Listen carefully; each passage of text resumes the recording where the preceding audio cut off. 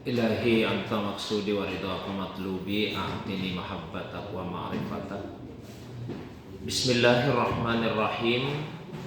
Assalamualaikum warahmatullahi wabarakatuh.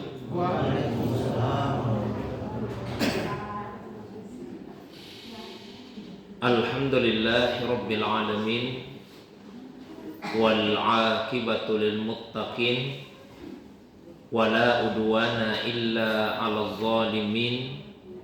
Wassalatu wassalamu ala sayyidina wa habibina wa syafi'ina wa maulana Muhammadin wa ala alihi wa ashabihi wa ala man ittaba'an nur allazi unsila ma'ahu ila yaumiddin, amma ba'du. Bapak Ibu jamaah subuh yang semoga dirahmati, dimuliakan oleh Allah Subhanahu wa taala. Alhamdulillah, segala puji tentunya hanyalah milik Allah Subhanahu wa taala semata-mata. Dialah Allah yang telah menghadirkan, mempertemukan kita di masjid yang semoga senantiasa diberkahi ini, Masjid At-Tauhid, pada hari Jumat ini tanggal 15 Sya'ban tahun 1446 Hijriah. Salawat dan juga salam semoga tercurah kepada kekasih kita Rasulullah Muhammad sallallahu alaihi wasallam. Begitu pula kepada keluarga beliau, para sahabat dan juga pengikutnya yang senantiasa istiqamah menghidupkan sunnah Nabi sallallahu alaihi wasallam. Jamaah subuh yang semoga dirahmati, dimuliakan oleh Allah Subhanahu wa taala. Insyaallah pada pengajian subuh ini kembali kita lanjutkan pembahasan kita dalam pembahasan tentang fikih ibadah. Pertemuan terakhir telah sama-sama kita membahas tentang salat sunnah rawatib, salat sunnah yang mengiringi salat wajib, baik itu sebelumnya maupun sesudahnya. Insyaallah pada subuh ini sebagai pengantar kajian kita, yaitu mengenai salat lail, salat tahajud, salat witir dan salat tarawih. Ini juga sekaligus sebagai bagian dari persiapan kita untuk menyambut bulan Ramadan, insyaallah 15 hari ke depan. Jamaah yang dimuliakan oleh Allah Subhanahu wa taala. Di dalam Al-Qur'an pada surah Al-Muzammil, dan ini termasuk surah yang awal-awal diturunkan kepada Nabi sallallahu alaihi wasallam. Allah SWT berfirman, Bismillahirrahmanirrahim. Ya ayyuhal muzammil qumil laila illa qalila. Wahai Nabi yang berselimut, qumil laila, bangunlah di malam hari untuk beribadah, illa qalila, kecuali sedikit dari waktu malam tersebut. Jadi sekalipun perintah ini pada awalnya ditujukan kepada Rasulullah sallallahu alaihi wasallam, tapi kemudian perintah ini juga berlaku umum bagi kita selaku umat Nabi sallallahu alaihi wasallam. Perintah untuk qiyamul lail maknanya adalah perintah untuk melaksanakan ibadah di malam hari. Jadi ibadah apa saja yang dilaksanakan di malam hari, maka itu termasuk dalam cakupan qiyamul lail. Tidak harus dalam bentuk salat. Ada seseorang yang mengisi waktu malamnya dengan membaca Al-Quran, itu juga qiyamul lail. Ada seseorang yang mengisi waktu malamnya dengan zikir, dengan istighfar, dengan salawat, dengan doa, dan ibadah-ibadah yang lain, semuanya masuk dalam cakupan qiyamul lail. Tapi ibadah yang paling utama secara umum dilaksanakan di malam hari, yaitu ibadah dalam bentuk salat. Nah, salat di malam hari itulah yang dinamakan dengan salat lail. Jadi bisa kita simpulkan bahwa salatul lail atau salat malam itu adalah bagian dari qiyamul lail. Kemudian salat tahajud. Kata tahajud berasal dari kata hujud, yang secara bahasa maknanya adalah bangun di malam hari untuk salat. Dasar perintahnya di dalam Al-Quran pada surah Al-Isra. Allah SWT berfirman, wa minal laili fatahajjad bihi nafilatan lak asa ayyab'atsaka rabbuka maqaman mahmuda.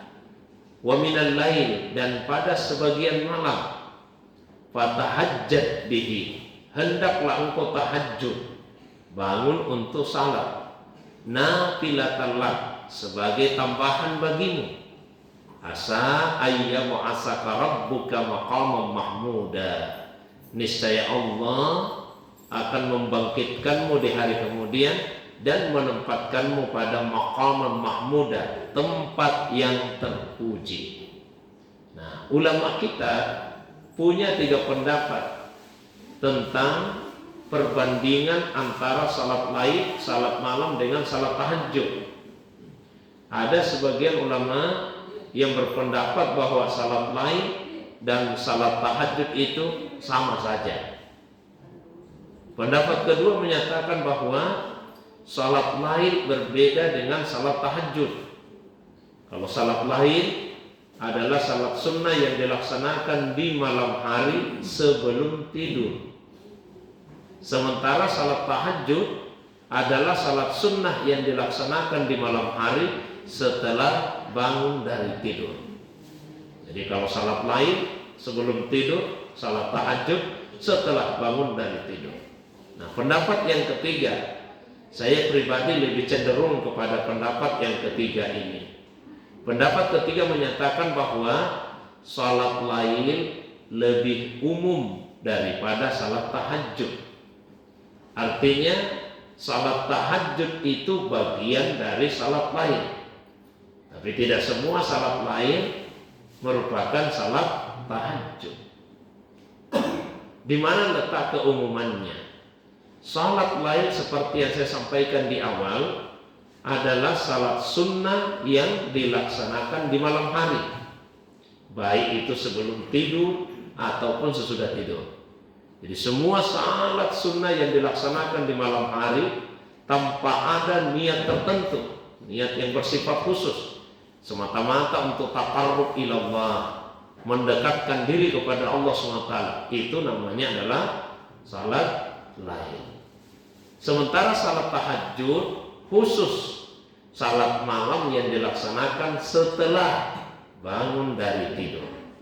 Sebetulnya ini hanyalah persoalan dari segi bahasa, karena intinya adalah seseorang yang ingin salat boleh dia salat meskipun dia belum tidur.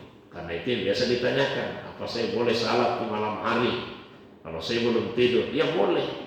Yang berbeda hanya apakah itu dinamakan salat lail saja atau dinamakan dengan salat tahajud. Tapi intinya kita boleh salat sunnah di malam hari secara mutlak sekalipun tidak didahului oleh tidur sebelumnya. Terus kenapa dibedakan secara khusus bahwa tahajud itu adalah salat sunnah yang dilaksanakan setelah bangun dari tidur? Ada satu prinsip yang berlaku pada amalan yang diperintahkan kepada kita ini selaku hamba dari segi pahalanya. Apa itu? Al-ajru ala qadril masyaqqah. Pahala itu sesuai dengan tingkat kesukaran. Sekalipun kalau tingkat keimanan kita semakin tinggi, semakin meningkat, maka orientasi dari pelaksanaan ibadah bukan lagi untuk mendapatkan pahala. Jadi orientasi dari ibadah itu adalah untuk ibtigha mardatillah, meraih keridhaan dari Allah Subhanahu wa taala. Tapi tidak apa-apa, ya, tidak apa-apa untuk di awal-awal kita beribadah mengharapkan pahala dari Allah Subhanahu wa taala. Nah, prinsipnya tadi pahala itu sesuai dengan tingkat kesukaran. Maksudnya apa? Semakin ada kesukaran dalam pelaksanaan satu ibadah, maka semakin besar pahalanya. Sehingga satu ibadah yang sama dilakukan oleh dua orang, pahalanya itu bisa berbeda. Contoh, kita sama-sama Pak salat subuh di masjid ini saat ini, ya pahala kita boleh jadi berbeda. Salah satu faktornya, karena faktor yang paling utama tentu keikhlasan, tapi salah satu faktor yang lain adalah tingkat kesukaran. Kalau orang yang rumahnya dekat dengan masjid dengan yang rumahnya jauh dari masjid, tentu tingkat kesukarannya berbeda. Kalau rumah jauh dari masjid, itu relatif lebih sukar, maka pahalanya juga lebih besar. Pernah ada sekelompok sahabat yang minta izin kepada Nabi untuk memindahkan rumahnya lebih dekat ke Masjid Nabawi. Tapi Nabi SAW tidak mau isikan, sudah, tidak apa-apa rumahmu jauh. Ya, karena setiap langkah kaki kita menuju ke masjid, maka itu akan menggugurkan dosa dan memberikan kepada kita pahala. Nabi SAW pernah bertanya kepada para sahabat, ala adullukum ala ma yamhu bihi al-khataya wa yarfa'u bihi darajat. Maukah kalian saya tunjukkan amalan yang dengan amalan itu Allah Subhanahu wa taala akan menghapus kesalahan-kesalahan kalian dan Allah akan angkat derajat kalian.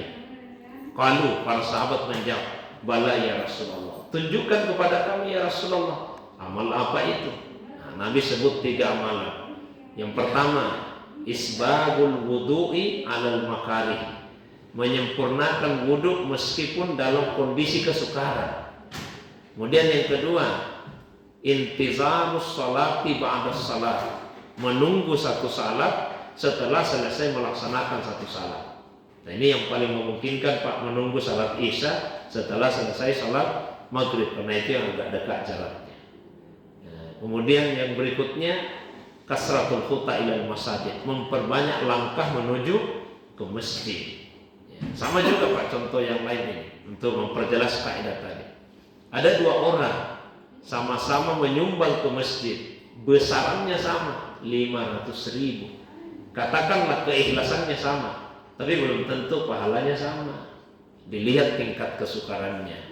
Orang pertama yang menyumbang 500.000 tadi, penghasilannya per bulan di atas 10 juta. Terus dia menyumbang 500.000, tidak terlalu berat. Beda dengan orang kedua, penghasilannya tidak menentu, ya kisaran 1 jutaan saja per bulan. Kadang lebih sedikit, ya kadang di atasnya sedikit, tapi dia juga bisa menyumbang setengahnya dari penghasilannya. Tentu ini tingkat kesukarannya beda, sekalipun besarannya sama. Nah, kembali kepada persoalan lain, salat lain dan salat tahajud. Tentu beda tingkat kesukaran. Kalau seseorang misalnya di awal-awal malam dia melaksanakan salat sunnah, dibandingkan dengan seseorang yang sudah enak-enak terlelap dalam tidurnya. Apalagi cuaca dingin-dingin begini Pak, hujan-hujan lagi, sudah dalam selimut, kemudian dia bangun di tengah malam atau di sepertiga malam terakhir untuk kemudian melaksanakan salat. Nah ini relatif lebih ada tingkat kesukaran di dalamnya, maka pahalanya juga lebih besar. Karena itulah kemudian dibedahkan. Kalau salat lain itu umum, semua salat sunnah yang bersifat mutlak yang dilaksanakan di malam hari. Tapi kalau salat tahajud adalah salat lain yang dilaksanakan setelah bangun dari tidur. Jamaah subuh yang dirahmati dimuliakan oleh Allah SWT. Kemudian salat witir. Nah, salat witir itu adalah salat malam yang rakaatnya ganjil. Arti witir secara bahasa itu ganjil.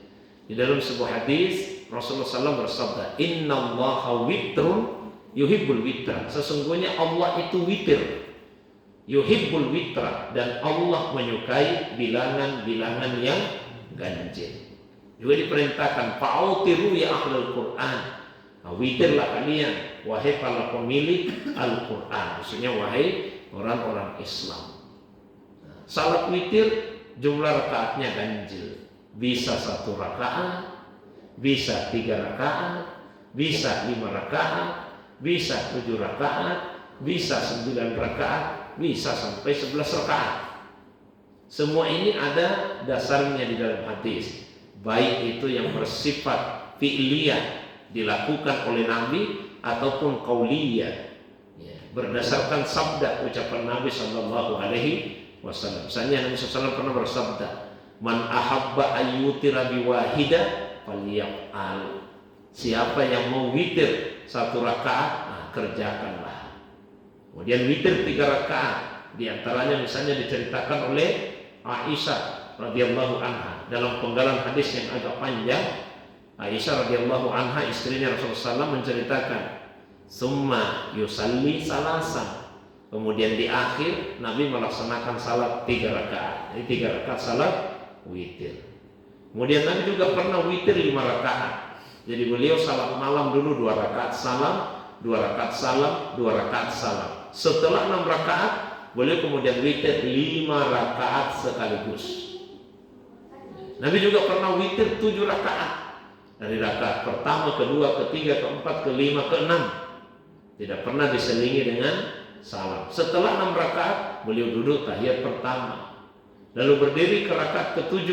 Setelah itu tahiyat kedua, baru Nabi salam. Ini 7 rakaat. Pernah juga Nabi salat witir 9 rakaat dengan cara yang sama. Dari rakaat 1 sampai rakaat 8 tidak pernah diselingi dengan salam. Setelah 8 rakaat, beliau tahiyat pertama, kemudian berdiri ke rakaat yang ke-9. Setelah itu tahiyat kedua, kemudian salam. Nah, salat witir, salat malam yang rakaatnya ganjil, dan disukai, disunnahkan untuk menjadi penutup salat. Tapi ini bukan kemestian dan bukan bagian dari pengertiannya witir. Jadi jangan dipahami bahwa salat witir itu adalah penutup salat malam. Bukan. Salat witir adalah salat malam yang rakaatnya ganjil. Sudah selesai sampai di situ. Nah, kemudian keterangan tambahannya, disunnahkan untuk menjadi penutup salat malam, tapi bukan kemestian. Artinya kalau kita bisa menjadikan salat witir sebagai penutup salat malam, itu sangat baik. Tapi kalau misalnya ada seseorang yang witir di awal malam, kemudian di tengah malam atau di sepertiga malam terakhir dia mau lagi melaksanakan salat sunnah, tidak ada masalah. Salat witir karena disukai menjadi penutup salat malam, maka lebih dianjurkan untuk dilaksanakan di akhir malam. Tapi boleh dilaksanakan di awal malam. Di dalam hadis Rasulullah SAW memberikan tuntunan, man ahabba, man khafa alla yakuma akhiral lail. Barang siapa yang khafa, takut, khawatir, alla yakuma akhiral lail, dia khawatir tidak bisa bangun di akhir malam, mungkin karena kondisi kesehatan, Pak, kondisi fisik, kecapean dan sebagainya. Dia khawatir, jangan sampai saya tidak bangun ini di tengah malam, di akhir malam. Maka Nabi memberikan tuntunan, fal yutir awwalan lail. Sudah, witir saja di awal malam. Maksudnya apa? Sudah selesai salat isya, salat sunnah dulu ba'da isya. Setelah itu bisa langsung melaksanakan salat witir. Nah, kemudian Nabi lanjutkan, waman tami'ah. Tapi siapa yang tamak, siapa yang rakus dalam kebaikan. Karena ada tamak yang tercela, ada tamak yang terpuji. Tamak yang tercela, tamak dalam urusan dunia. Sementara tamak yang terpuji, tamak dalam ibadah dan ilmu. Jadi kalau masalah ibadah kita mesti tamak, kita mesti rakus. Masalah ilmu ya kita mesti rakus. Jangan dibalik. Dunianya yang rakus, giliran ibadah dan ilmu cepat puasnya. Ya, mestinya kalau ibadah, ilmu kita punya sifat tamak. Nah, tapi kalau dunia milikilah sifat qanaah. Nabi sampaikan, wa man tami'a ayyakuma akhiral lail. Siapa yang tamak, punya keinginan besar untuk witir di akhir malam. Ya, maka kata Nabi, witirlah di akhir malam. Ya. Fal yutir akhirahu. Fa inna salata akhiril laili mashhuda wa dzalika afdal. Karena salat di akhir malam itu mashhuda, dihadiri oleh banyak malaikat. Wa dzalika afdal, dan itu jauh lebih baik. kalau bisa Pak witirnya di akhir malam itu jauh lebih baik. Nah, boleh di awal malam. Bagaimana Ustaz kalau misalnya kita sudah witir di awal malam, terus kita mau salat lagi di akhir malam, apa masih bisa lagi witir setelahnya? Pendapat yang rajih insya Allah yang lebih kuat tidak boleh. Nabi SAW bersabda, la witrani filailatin. Tidak ada 2 witir yang dilaksanakan dalam satu malam. Ya, saya katakan Pak pendapat yang rajih yang lebih kuat, karena ada sebagian ulama kita yang membolehkan. Tapi yang rajih yang lebih kuat insya Allah sekali lagi tidak boleh melaksanakan 2 kali witir dalam satu malam. Berdasarkan hadis tadi, la witrani fil lailah. Tidak ada 2 witir dalam satu malam. Nah, terakhir salat tarawih. Salat tarawih itu adalah salat malam di dalam bulan Ramadan. Maka tarawih hanya ada di dalam bulan Ramadan. Di luar Ramadan tidak ada namanya salat tarawih. Secara bahasa tarawih berasal dari kata tarwihat yang artinya adalah istirahat. Karena dulu Nabi dan para sahabat, para tabi'in ketika melaksanakan salat ini diselingi dengan istirahat. Saya pernah jelaskan Pak temuan terakhir bahwa penamaan salat-salat sunnah ada yang langsung dari Nabi, tentu berdasarkan petunjuk dari Allah, Nabi yang kasih nama. Tapi banyak salat-salat sunnah itu Nabi tidak memberi nama, ulama kita yang memberi nama. Contoh yang paling dekat lah, kita masuk ke masjid, salat sunnah. Salat sunnah apa namanya? Tahiyatul masjid. Bukan Nabi yang memberi nama, ulama yang memberi nama. Nabi hanya memberi tuntunan. Ya, secara kaul, secara ucapan beliau bersabda, "Idza jaa ahadukum al-masjid." Kalau ada salah seorang di antara kalian mendatangi masjid. Di riwayat yang lain disebut, "Idza dakhala ahadukum al-masjid." Kalau ada salah seorang di antara kalian yang masuk masjid, fala yajlis, jangan langsung duduk hatta yusalli raka'atain, sebelum dia salat 2 rakaat. Tidak ada yang mengatakan kalau masuk masjid salat dulu sebelum duduk. Nah, tapi Nabi tidak memberi nama. Nah, salat apa ini mesti dikerjakan? Ulama lah yang kemudian memberi nama. Dilihat penyebabnya apa? Karena kita masuk masjid. Berarti ini bentuk penghormatan kepada masjid. Dikasihlah nama salat itu dengan nama salat sunnah tahiyatul masjid. Sama Pak dengan salat tarawih. Nabi itu tidak pernah memberi nama.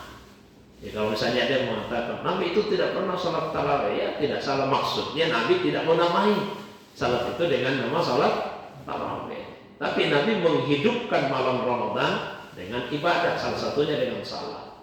Dan Nabi sebut di hadis, "Man qama ramadhana imanan wa ihtisaban, ghufira lahu ma taqaddama min dzambi." Barang siapa yang menghidupkan malam Ramadan, terutama dengan salat tentunya, dia lakukan atas dasar iman dan ihtisab, mengharapkan pahala dari Allah, ghufira lahu ma taqaddama min dzambi, diampuni dosanya yang terdahulu. Yang maksud yang dirahmati, dimuliakan oleh Allah SWT. Nah, salat tarawih ini sebagaimana salat malam itu jumlah rakaatnya sebetulnya tidak terbatas. Dari 2 rakaat sampai tidak ada batasannya. Tapi ada rakaat-rakaat yang menurut pendapat ulama kita itu yang paling utama. Nah, berapa rakaat itu? Sekurang-kurangnya ada 3 pendapat ulama. 1. Menurut mayoritas ulama, sebagian besar ulama. Kenapa saya sebut sebagian besar ulama? Karena ini pendapat dalam mazhab Hanafiyah, pendapat dalam mazhab Syafi'iyah, dan pendapat dalam mazhab Hanabilah. Menurut ketiga mazhab tadi, salat tarawih afdalnya paling utama jumlah rakaatnya 20 rakaat. Itu pendapat mayoritas ulama. Paling utama salat tarawih 20 rakaat. Nah, kemudian satu mazhab lagi Pak. Menurut mazhab Malikiyah, salat tarawih itu paling utama jumlah rakaatnya berapa kira-kira? Bukan 8, 36 rakaat. Lebih banyak lagi malah. Jadi dari 4 mazhab fikih yang masuk dalam cakupan ahli sunnah wal jamaah itu tidak menyebut 8 rakaat. 3 mazhab 20 rakaat, 1 mazhab 36 rakaat. Nah, ada sebagian ulama yang mengatakan paling utama 8 rakaat. Ya, tentu masing-masing ada dasarnya. Yang mengatakan 8 rakaat diantaranya mendasarkan kepada hadis riwayat Bukhari dari Aisyah radhiyallahu anha. Aisyah bercerita, maka Rasulullah sallallahu alaihi wasallam yasidu fi Ramadana wala fi ghairihi ala 11 rakaatan. Nabi itu tidak pernah lebih melaksanakan salat malam, baik itu di dalam bulan Ramadan atau di luar Ramadan, tidak pernah melebihi 11 rakaat. Karena yusalli arba'an, Nabi salat dulu 4 rakaat. Wala tas'al an husnihinna wa tulihinna, tidak usah tanyakan bagaimana bagusnya, bagaimana panjangnya. Summa yusalli arba'an, kemudian Nabi salat lagi 4 rakaat. Wala tas'al an husnihinna wa tulihinna, tidak usah tanyakan bagaimana bagusnya, bagaimana panjangnya. Summa yusalli salasan, setelah itu Nabi salat 3 rakaat. Jadi 4, 3. Ini dipahami oleh sebagian ulama, ya 4 itu termasuk tarawihnya kalau di bulan Ramadan. Nah 3 itu salat witirnya. Apakah hadis ini tidak dilihat oleh 4 imam mazhab tadi sampai mengatakan 20 rakaat, 36 dilihat juga Pak. Tapi ada yang memahami ini witir secara keseluruhan 11 rakaat. Ataupun kalau dipahami misalnya tarawih 8 rakaat, tapi kemudian praktiknya di masa Umar bin Khattab tarawih itu dikerjakan 20 rakaat. Dan itu ijma para sahabat yang hidup pada masa itu tanpa ada sedikit pun pengingkaran. Ya, ada juga yang cerita begini seperti Imam Az-Zaffani. Jadi kemungkinan di masa Nabi itu beliau salat tarawih 8 rakaat. Karena ketika di masa Nabi Pak tidak berjamaah, hanya 2-3 malam saja jamaah. Nanti di masa Umar baru kemudian tarawih itu berjamaah. Ditunjuk satu orang jadi imam tetap, yaitu Ubay ibn Ka'ab. Sebelumnya itu masing-masing salat sendiri-sendiri saja. Pernah berjamaah 2 malam atau 3 malam. Setelah itu Nabi hentikan. Ya. Kenapa Nabi hentikan? Kata Nabi, ini hasaitu antufrada alaikum. Saya khawatir kalau tiap malam kita jamaah terus, jangan sampai diwajibkan kepada kalian kalau tarawih harus berjamaah, dan itu akan menyusahkan kalian. Sehingga Nabi hentikan. Nah setelah Nabi wafat di masanya Umar, sahabat paham, biar kita jamaah terus tiap malam tidak akan berubah lagi hukumnya, tetap sunnah. Maka kemudian dikerjakanlah secara berjamaah. Jadi di masa Nabi 8 Pak kemungkinan besarnya. Tapi jangan cuma lihat jumlah rakaatnya, perhatikan tadi bahasanya Aisyah. Jangan tanyakan bagaimana bagusnya, bagaimana panjangnya. Maksudnya apa? 3 tafsir ulama kita. Ada yang mengatakan jangan tanyakan, karena sekalipun kalian bertanya, saya susah menjelaskan karena begitu bagus dan begitu panjang. Ada lagi ulama yang mengatakan jangan tanyakan, karena biar kalian bertanya terus saya jawab, kalian juga tidak bisa mencontoh karena begitu bagus dan begitu panjang. Ada lagi ulama yang mengatakan maksud perkataan Aisyah, tidak usah tanyakan bagaimana bagusnya, bagaimana panjangnya, karena kita sudah sama-sama tahu seperti apa bagusnya dan panjangnya salatnya Nabi. Tapi sebagai gambaran saja Bapak Ibu sekalian, ada sahabat namanya Abdullah bin Mas'ud radhiyallahu anhu. Beliau cerita, saya itu pernah salat malam di belakangnya Nabi. Seandainya saya tidak malu, saya tinggalkan Nabi. Karena lama sekali salatnya. Waktu itu setelah Nabi membaca surah Al-Fatihah, beliau membaca surah Al-Baqarah. Begitu masuk ayat 100-an di hati saya, ruku sudah, ruku karena sudah 100 ayat. Ternyata Nabi lanjut. Begitu masuk ayat 200-an di hati saya, ruku sudah ini karena sudah 200 ayat. Dan Nabi masih lanjut sampai selesai surah Al-Baqarah 286 ayat. Nah, kata Ibnu Mas'ud di dalam hatinya, sudah ruku sudah ini karena sudah selesai satu surah. Ternyata menyeberang lagi ke surah Ali Imran, tambah lagi 200 ayat. Betul ya, kalau saya tidak malu-malu saya tinggalkan sudah Nabi itu. Lama sekali salatnya. Nah, di masa sahabat mereka tidak bisa lagi salat selama itu. Akhirnya diperpendek pas salatnya itu. Begitu diperpendek, mereka juga merasa kurang pahalanya ini. Karena pendek-pendek salatnya. Jadi sudah kita tambah rakaatnya. Karena sekali lagi kalau ini kan jumlah rakaatnya tidak terbatas. Ditambahlah Pak, dikerjakan menjadi 20 rakaat. Cuma bacanya diperpendek. Di Makkah 20, di Madinah 20. Tapi kemudian sahabat-sahabat, bukan sahabat ya, para tabi'in, kaum muslimin di Madinah merasa kita kalah ini pahalanya dari saudara-saudara kita di Makkah. Karena di Makkah itu Pak, kalau salat tarawih setelah 4 rakaat istirahat dulu. Istirahatnya apa yang dikerjakan? Tawaf. 7 putaran ini tawaf. Sudah tawaf, lanjut lagi tarawihnya. 2 rakaat salam, 2 rakaat salam. Setelah itu tawaf lagi Pak, 7 putaran. Nah, lanjut lagi tarawihnya, 2 rakaat salam, 2 rakaat salam. Lalu tawaf lagi 7 putaran. Setelah itu lanjut lagi tarawihnya, 2 rakaat, 2 rakaat. Lalu tawaf lagi 7 putaran. Harus salat tarawih 2 selesai. 20 rakaat diselingi tawaf 4 kali 7 putaran. Hanya disebut tarawih, ada selingan-selingannya. Di Madinah kan tidak mungkin diselingi dengan tawaf. Di mana mau tawaf ini? Jadi mereka merasa kalah kita ini pahalanya. Jadi bagaimana supaya bisa ya kira-kira sebandinglah pahalanya? Nah, begini saja. Kita tambah rakaatnya. Berapa tambahannya? 1 kali mereka tawaf, kita tambah 4 rakaat. Jadi karena 4 kali tadi tawafnya Pak, 4 kali 6, 16, ditambah 16 rakaat. Maka mereka kemudian melaksanakan tarawih itu 36 rakaat. Ada lagi yang menyatakan bahwa setelah ditambah 36 dikurangi lagi bacaannya Pak, dikurangi rakaat ditambah. Sekarang ini rakaatnya dikurangi jadi 8 Pak, banyak mesti 8 rakaat. Tapi sayangnya bacaannya tidak diperpanjang, bacaannya juga ikut dikurangi. Jadi dua-duanya dikurangi, sudah rakaatnya dikurangi, bacaannya dikurangi. Idealnya kalau pilih yang 8 rakaat, bacaannya yang panjang.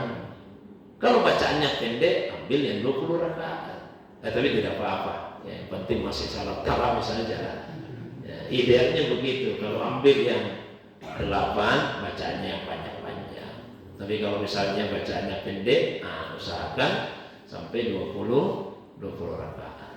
Salat tarawih sebaiknya dilakukan berjamaah. Prinsipnya semua salat sunnah, saya sudah sampaikan yang lalu. Semua salat sunnah itu boleh semua berjamaah. Dalam mazhab Syafi'i Pak. Mau tahiyatul masjid berjamaah boleh. Berbarengan masuk masjid. Mungkin tahiyatul masjid yang jamaah boleh. Cuma ada salat sunnah yang lebih baik sendirian. Sebagian besar salat sunnah itu lebih baik sendirian. Sebagian besar. Nah, ada salat sunnah yang sejak awal perintahnya itu jamaah. Salat sunnah Idul Fitri, Idul Adha, ya memang berjamaah Pak. Nah, kemudian salat sunnah istisqa, minta hujan. Ada salat sunnah yang boleh sendiri tapi lebih baik berjamaah. Seperti gerhana. Salat gerhana itu boleh sendiri, tapi lebih baik berjamaah. Nah, kemudian salat tarawih lebih baik berjamaah. Begitu juga witir setelah tarawih itu lebih baik berjamaah. Kalau witir di luar Ramadan lebih baik sendiri-sendiri. Tapi kalau witir di dalam bulan Ramadan itu lebih baik berjamaah. Jadi kalau misalnya kita salat di masjid tarawih, imamnya lanjut witir, lebih baik kita lanjut lagi. Karena siapa yang ikut salat bersama dengan imam sampai selesai, kutiba lahu qiyamul lailah, dicatat baginya pahala seperti orang yang salat 1 malam penuh. Nah, tapi bagaimana Ustaz kalau saya mau bangun lagi untuk salat tahajud? Apa saya boleh salat witir? Pendapat yang tadi saya sebut tadi tidak boleh lagi. Oh, berarti witirnya tidak menjadi penutup salat ya. Nah, di sini pilihannya ada 3. Nah, Pilihannya ada 3. Masing-masing ada kelebihan, tapi tentu dalam tanda kutip juga ada kekurangannya. Apa itu? Pilihan pertama, kita tarawih di masjid, ikut juga witir sama-sama imam. Kelebihannya dapat pahala seperti orang yang salat satu malam. Kekurangannya kita bangun di akhir malam, bangun salat tahajud, tidak ada lagi witirnya. Berarti witirnya tidak menjadi penutup salat. Nah, pilihan kedua, ikut sama imam di masjid sampai tarawihnya saja. Tarawihnya saja. Tidak ikut witir. Pulang ke rumah, bangun tengah malam kita tahajud, lalu witir. Kelebihannya witirnya menjadi penutup salat. Tapi kekurangannya dalam tanda kutip tidak ikut imam sampai selesai. Nah, ini ada pilihan ketiga. Apa itu? Kita ikut dengan imam di masjid sampai selesai. Tapi ketika imamnya niat untuk witir, kita jangan niat witir, niat tarawih. Prakteknya seperti apa? Mohon maaf, kalau di sini Pak, witir yang 3 itu dipenggal atau langsung 3? Dipenggal atau langsung? Langsung 3 ya. Kita ikut imam, tapi niat tarawih 4 rakaat. Niat tarawih 4 rakaat. Jadi ketika imamnya tahiyat, salam, jangan salam, berdiri lagi 1 rakaat. Berarti sudah ikut imam sampai selesai, tapi belum salat witir. Cuma sudah salat tarawih berapa rakaat? 12 rakaat. Pulang ke rumah, bangun tengah malam, lanjutkan lagi 8 rakaat sehingga 20 rakaat. Karena belum witir, maka setelah itu ditutup dengan witir. Kelebihannya sudah ikut imam sampai selesai di masjid dan witirnya menjadi penutup salat. Terus apa kekurangannya, Ustaz? Kekurangannya nanti menjadi bahan cerita, bahan pertanyaannya orang. Selesai salat kan? Kenapa itu Bapak nih? Orang semua sudah salat, dia berdiri lagi sendirian. Nanti malam begitu. Nah, itu jadi bahan cerita. Jadi kita timbang-timbang saja yang mana yang kita bisa makan. Semuanya boleh. Dan semua ada kelebihan, mungkin juga ada dalam tanda kutip kekurangannya. Mudah-mudahan Allah SWT memberi kita umur panjang masuk Ramadan. Kita bisa mengisi dengan berbagai ibadah, ya diantaranya dengan salat tarawih. Itu pengantar kajian kita di subuh ini. Seperti biasa, kalau ada yang ingin didiskusikan, ada yang mau ditanyakan, saya persilakan. Demikian, wa ilallahi turja'ul umur. Wassalamualaikum warahmatullahi wabarakatuh.